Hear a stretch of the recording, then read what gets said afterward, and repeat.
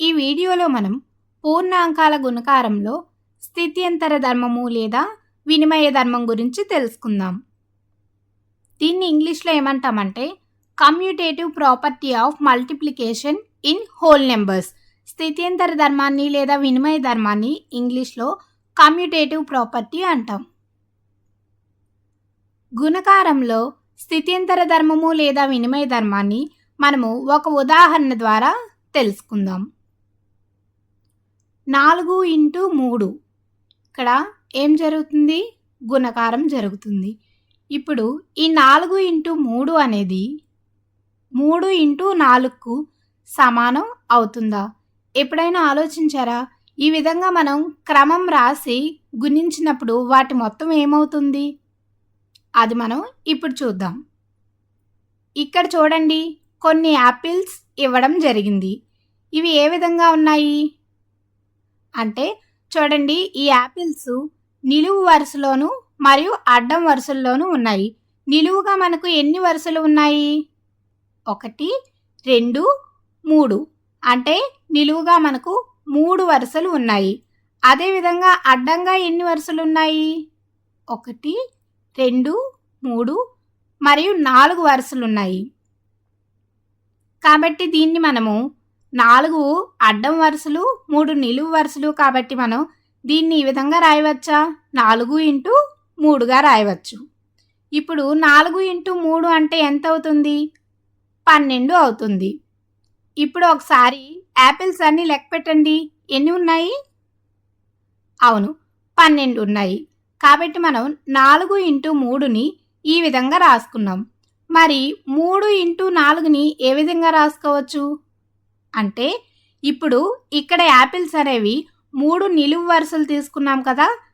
ఇప్పుడు మనము 4 నిలువు వరుసలు తీసుకుందాం. 1, 2, 3, 4 నిలువు వరుసలు తీసుకున్నాం. మరి అడ్డంగా ఎన్ని తీసుకున్నాం? 1, 2, 3 అడ్డంగా ఉన్న వరుసలు తీసుకున్నాం. ఇప్పుడు దీన్ని ఏ విధంగా రాయవచ్చు? 3x4గా రాయవచ్చు. 3x4 ఏమవుతుంది? ఇది కూడా మనకు 12 వచ్చింది. మరి ఇక్కడ ఉన్న యాపిల్స్ అన్నీ లెక్కించండి. ఎన్ని వచ్చాయి? అవును, 12 వచ్చాయి కదా. కాబట్టి ఇక్కడ మనం గమనించినట్లయితే 4x3 దీని మొత్తము 12 వచ్చింది. మరియు 3x4 దీని మొత్తం కూడా 12 వచ్చింది. అంటే 4x3 అనేది 3x4కి సమానం అని చెప్పవచ్చు. ఇది ఏ రూపంలో ఉంది? a/b అనేది b/aకి సమానం అవుతుంది. ఈ రూపంలో ఉంది కదా. అంటే ఏవైనా పూర్ణాంకాలను క్రమం మార్చి గుణించినప్పటికీ వాటి లబ్ధం ఏ విధంగా వస్తుంది? మనకు ఒకే విధంగా వస్తుంది. ఇక్కడ మనం 4x3ని 3x4గా గుణించినప్పటికీ వాటి మొత్తం ఏమైంది? ఒకే విధంగా వచ్చింది. దీన్నే ఏమంటామంటే స్థిత్యంతర ధర్మము లేదా వినిమయ ధర్మము అంటాము. దీన్ని బట్టి మనం ఏం చెప్పచ్చు అంటే పూర్ణాంకాల సమితి గుణకారంలో స్థిత్యంతర ధర్మము లేదా వినిమయ ధర్మాన్ని కలిగి ఉంటుంది లేదా పాటిస్తుంది అని చెప్పవచ్చు. ఈ స్థిత్యంతర ధర్మము లేదా వినిమయ ధర్మాన్ని అర్థం చేసుకోవడానికి మనము కొన్ని ఉదాహరణలు చూద్దాం. ఉదాహరణ 6x4 = 4x6ను సరిచూడండి. ఇప్పుడు మనం ఈ గుణకారం ఈ రెండు కూడా సమానం అవుతాయో లేదో చూద్దాం. సాధన చూద్దాం. ఈ గుణకారాన్ని మనము సంఖ్యారేఖపై చూద్దాం. ముందుగా మనం 6x4ను గుర్తించడానికి సంఖ్యారేఖను తీసుకుందాం. ఇక్కడ మనం సంఖ్యారేఖను 0 నుంచి 24 వరకు తీసుకోవడం జరిగింది. అయితే 0 నుంచి ఎందుకు తీసుకున్నాము అంటే మనం ఇప్పుడు మాట్లాడుకునేది పూర్ణాంకాల గురించి తెలుసుకుంటున్నాం. పూర్ణాంకాలు ఎక్కడి నుంచి మొదలవుతాయి? 0 నుంచి మొదలవుతాయి. కాబట్టి మనం సంఖ్యారేఖను 0 నుంచి తీసుకోవడం జరిగింది. మరి 24 వరకు ఎందుకు తీసుకున్నాము అంటే ఇప్పుడు ఈ సంఖ్యారేఖపై మనము 6x4ని గుర్తించాలి. అంటే దీని గుణకారాన్ని మనం గుర్తించాలి. కాబట్టి ఈ గుణకారాన్ని గుర్తించే విధంగా మనము అంటే 6x4 ఎంత అవుతుంది? 24 అవుతుంది. కాబట్టి మనం సంఖ్యారేఖను 24 లోపు తీసుకోలేము. 24 లేదా అంతకంటే ఎక్కువ సంఖ్యలు ఉన్న సంఖ్యారేఖను మాత్రమే తీసుకోవాలి. ఇప్పుడు మనం ఈ సంఖ్యారేఖపై 6 ఇంటూ 4ను గుర్తిద్దాం. 6 ఇంటూ 4 దీని అర్థం ఏమిటి అంటే ఒక గుంపులో 4 ఉంటాయి. అలాంటి గుంపులు మనకి ఎన్ని ఉండాలి? 6 ఉండాలి. అది మనకు 6 ఇంటూ 4 అవుతుంది. అంటే చూడండి, ఈ సంఖ్యారేఖపై 0 నుంచి 4 వరకు ఒక గుంపు. ఇప్పుడు 4 నుంచి మరొక 4 ఇంకో గుంపు అవుతుంది.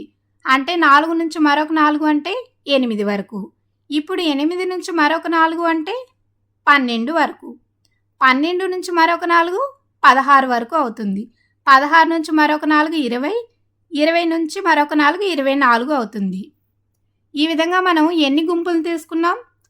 1, 2, 3, 4, 5, 6. ఒక్కొక్క గుంపులో 4 ఉన్నాయి. కాబట్టి ఇది మనకు 6 ఇంటూ 4 అవుతుంది. 6 ఇంటూ 4 విలువ ఎంత వచ్చింది? 24 వచ్చింది. ఇప్పుడు ఇదే సంఖ్యారేఖపై 4 ఇంటూ 6ని గుర్తిద్దాం. 4 ఇంటూ 6 దీని అర్థం ఏమిటి? ఒక గుంపులో 6 ఉంటాయి.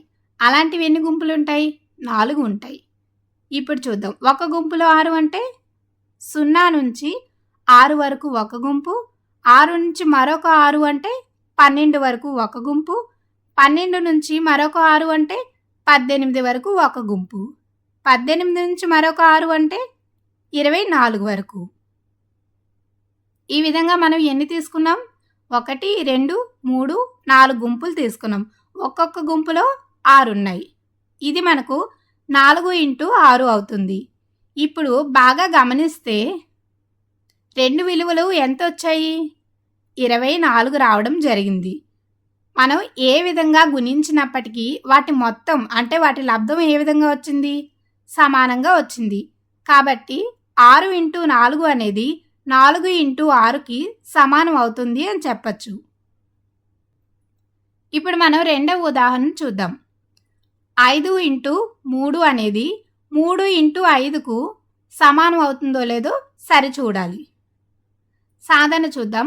దీనిని కూడా మనం సంఖ్యారేఖ సహాయంతో సరిచూద్దాం. ముందుగా సంఖ్యారేఖను తీసుకుందాం. దీనిని మనం 0 నుంచి 24 వరకు తీసుకోవడం జరిగింది. ఈ సంఖ్యారేఖను ఈ విధంగా ఎందుకు తీసుకున్నాము అంటే 5 ఇంటూ 3ను గుర్తించే విధంగా మనకు సంఖ్యారేఖ ఉండాలి. 5 ఇంటూ 3 అంటే ఎంత అవుతుంది? 15 అవుతుంది. అంటే సంఖ్యారేఖను 15 లేదా 15 కంటే ఎక్కువ సంఖ్యలు ఉన్న సంఖ్యారేఖను తీసుకోవాలి. ఇప్పుడు మనం 5 ఇంటూ 3ను ఈ సంఖ్యారేఖపై గుర్తిద్దాం. 5 ఇంటూ 3 దీని అర్థం ఏమిటి? ఒక గుంపులో 3 ఉంటే అలాంటివి ఎన్ని ఉంటాయి? 5 ఉంటాయి. అంటే చూడండి, 0 నుంచి 3 వరకు ఒక గుంపు, మరొక 3 అంటే 3 నుంచి 6 వరకు మరొక 3 అవుతుంది. మరి 6 నుంచి మరొక 3 అంటే 9 వరకు, 9 నుంచి మరొక 3 అంటే 12, 12 నుంచి మరొక 3 అంటే 15 అవుతుంది. ఈ విధంగా ఎన్ని తీసుకున్నాం మనం? 1, 2, 3, 4, 5 తీసుకోవడం జరిగింది. ఇది ఏమవుతుందంటే 5 ఇంటూ 3. మరి 3 ఇంటూ 5, 3 ఇంటూ 5 అంటే ఒక గుంపులో 5 ఉంటాయి. ఇలాంటివి మనకి ఎన్ని ఉంటాయి? 3 గుంపులు ఉంటాయి.